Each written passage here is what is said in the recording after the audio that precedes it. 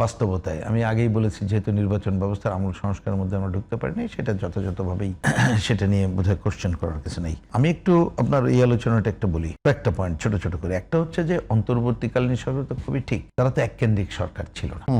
এবং দেখেন না এখন কথা বেরোচ্ছে যে এদের মধ্যে কিচেন ক্যাবিনেট ছিল, তার মানে এইরকম কয়েকজন। সেটা অবশ্য যারা একটু চিন্তক মানুষ তাদের কাছে দৃশ্যমান হয়েছিল আগে থেকে এটা বোঝা যাচ্ছিল। আর সেইটাতে একটা বড় সংকট ছিল। আর যেটা আমি আগে বলার চেষ্টা করলাম, যে দেখা গেল এই কয়েকজনের বিশেষ যে চিন্তা, তারা মনে করেছে এটা আমি করি। এবং যে আপনি আগেরবার বললেন, হ্যাঁ এদের মধ্যে কারোর তো সেও বলেছিল, কই 53 বছরের রাজনৈতিক দলগুলো কি করেছে, আমরাই তো সব করেছি। মানে এই ধরনের কথা বলার মতো ঔদ্ধত্যপূর্ণ আচরণ তারা করেছিল। তার মানে মনে করেছিল একটা সুযোগ পেয়েছি, হয়তো এদের মধ্যে যদি কারোর কি বলে নিজেরা যা ভাবছে সেটা করতেও চাইতে পারে। আমি কোনো বিশেষ উদ্দেশ্য না করেই বলছি যে হয়তো মনে করেছিল আমি করলে এই ভালো কাজটা করে যাবে। কিন্তু এই কথাটা কে না, যেমন ধরেন আমি অনেকবার বলেছি যে আমি আমার দলের কথা বলে বলছি যে দেখেন এই যে সংস্কারের কথা বলা হয়, আমরা তো কমিউনিস্ট পার্টি তো মৌলিক সংস্কার চাই, তো আমি চাইলে তো হবে না, আমি জনগণের ম্যান্ডেট না পেলে তো আমি করতে পারবো না, আমি তো প্রচারের কাজ করতে পারি, আমি কি জোর জুলুম করবো নাকি? জোর জুলুম করলে তো বদহজমই হবে, হয়েছে তাই। কারণ তাদের কাছ থেকে সেটা আমরা প্রত্যাশার জায়গাটায় ওই অর্থে ছিলাম না। বরঞ্চ ওই যে বললাম যে তারা বিশেষ চিন্তা এবং উদ্দেশ্য সাধন করার কাজটা করতে যে একটা নির্বাচিত সরকার এত ক্ষমতা, এটা কিন্তু অস্বীকার কখনো করে নাই। ওইটা করতে যে একটা ভালো নির্বাচন, আরো কিছু প্রতিষ্ঠান গড়ে তোলার, সেই কাজটা করার জায়গায় কিন্তু তারা যেতে পারেনি। এটা একটা মনে রাখা দরকার। আরেকটা জিনিস হচ্ছে যে রাজনীতিতে আপনি বলেন আধিপত্যবাদের প্রশ্ন, মুক্তিযুদ্ধটা একটু পরে আসি, যে এই জায়গা বা একই সাথেই যদি আমি বলি, আমার কাছে মনে হয়েছে যে এই নতুনদের এবং অনেকের মধ্যে একটা দেখবেন জনতুষ্টিবাদী একটা অবস্থান আছে। জনতুষ্টিবাদী অবস্থান কি? হ্যাঁ ঠিকই, ভারত নিয়ে তো নতুন করে বলার কিছু নেই, যে আমাদের সীমান্ত হত্যা থেকে শুরু করে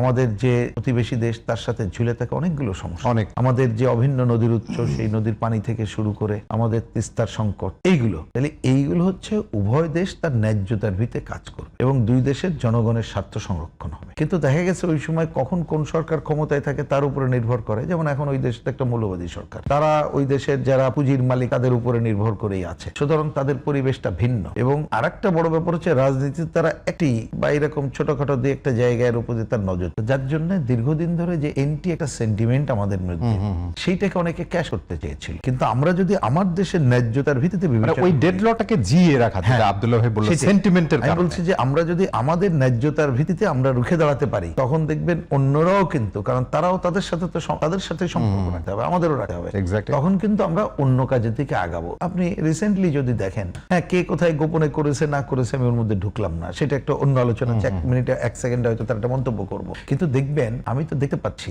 রিসেন্টলি তাদের বক্তব্য, বিবৃতি, জনগণের সাথে সম্পর্কের কথাটাই কিন্তু তারা এখন বলছে। কি থাকবে না থাকবে আমরা দেখি, অপেক্ষা করি, কারণ বিপদে আপদে পড়লে তো আমাদের পরস্পরের যোগাযোগ, আমরা তাদের প্রতিবেশীর এই জায়গাটা তো রাখতে হবে। আর একটা বড় রাখতে হয়, মনে রাখতে হবে যে যখন সাম্রাজ্যবাদী শক্তি আমাদের উপরে আধিপত্য বিস্তার করতে চায়, আমি আমেরিকা এবং অন্যদের কথা বলছি, তখন কিন্তু আমাদের আঞ্চলিক জোটের জরুরি হয়ে পড়ে, সার্ক সহ অন্যত। সেক্ষেত্রে আবার অভিন্ন স্বার্থ এক সময় হবে, আবার নিজস্ব স্বার্থ। সেই কাজটার কথা আমরা শুনছি সামনের দিকে হয়তো সেইটা যদি আমরা অনেক সময় পপুলিস্টিক পজিশনে থাকে, যে মনে করি যে জনগণের একটা পপুলিস্টিক কথা বলেই আমি ভোট টোটে এইগুলো করবো, যার জন্য দেখবেন অনেকে মনে করেছিল ওইটা ধারণ করি। কিন্তু এইবার এই পাত্তাটা খুব একটা পাইনি, এবং যারা সবচেয়ে বেশি কথা বলতো ওরা মনে করেছে, যেটা আমি খুবই খারাপ ঘটনা মনে করি বাংলাদেশের জন্য, যে নির্বাচন ভোট এইটা আমরা অনেক বিদেশি আধিপত্য শক্তির উপরে নির্ভর করতে হয়েছে। এগুলো তো আমরা দেখেছি, এগুলো তো গোপন বড় দলগুলো যারা ক্ষমতায় শুধুমাত্র শাসক গোষ্ঠীর রাজনীতি করে, তারা তো এইবার আরো উন্মোচিত হয়ে গেছে। যারা অনেক জোরে কথা বলতো তারা বলে নেই। এই যে এত বড় ইসরায়েল এবং আমেরিকা যে ইরানের উপরে হামলা করলো,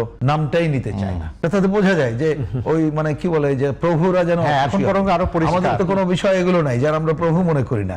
সুতরাং এই জনতুষ্টিবাদী তথাকথিত রাজনীতির কারণে কিন্তু এই কাজগুলো হয়। এমনকি যে নতুন যে তাদের কথা বললেন যে মুক্তিযুদ্ধ বিরোধী অবস্থান, দেখেন এইটা তো আমি বলি যে এই দুঃসাহস তারা দেখানোর চেষ্টা করেছিল। সেইটাও তারা আমার বিবেচনায় যে প্রথমে দুইটা কারণ হইতে পারে, আমি অনেক কারণের মধ্যে দুইটাকে বেছে নিই। একটা হচ্ছে এদের মধ্যে তো অনেকেই ছিল, এখন প্রকাশিত হয়ে গেল, তারা মুক্তিযুদ্ধ বিরোধী শক্তি, তাদের সাথেই ছিল, তাদেরকে ওইখানে পাঠানো হয়েছিল, তারা তো এটা বলবেই। আরো অনেকে মনে করতে পারে যে যেহেতু একটা আওয়ামী লীগ মুক্তিযুদ্ধর কথাটা বলেছে, এবং আওয়ামী লীগের কাছে অনেক সময় মুক্তিযুদ্ধ মানে দুর্নীতি, মুক্তিযুদ্ধ মানে কি বলে যে ক্ষমতা ধরে রাখার জন্য নির্বাচনকে বাদ দেওয়া, কিন্তু মুক্তিযুদ্ধর বয়ান মানে ওইটা তো কারেক্ট বয়ান না, এইটুকু মনে রাখতে প্রিন্স হবে। ভাই, আপনার খেয়াল থাকবে যে বিএনপি নির্বাচনের ঠিক আগে আগে বিএনপির কথাগুলোকে মুক্তিযুদ্ধ নিয়ে যখন কথা হ্যাঁ, বলে আমি আসছি। তখন বলছিলেন যে আওয়ামী বয়ানে না, আমি BNP আসছি, কথা তো শেষ বলছে। করি, তাতে বোঝা যাবে। তাই আমি বলছি যে এই কারণে তারা হয়তো মনে করেছে যে একটা ফ্যাসিস্ট শক্তির পতন ঘটালাম তাদের ভাষায়, যে সুতরাং এখন এই কথা বললে মানুষের কাছে একটা পাত্তা পেয়ে যাব,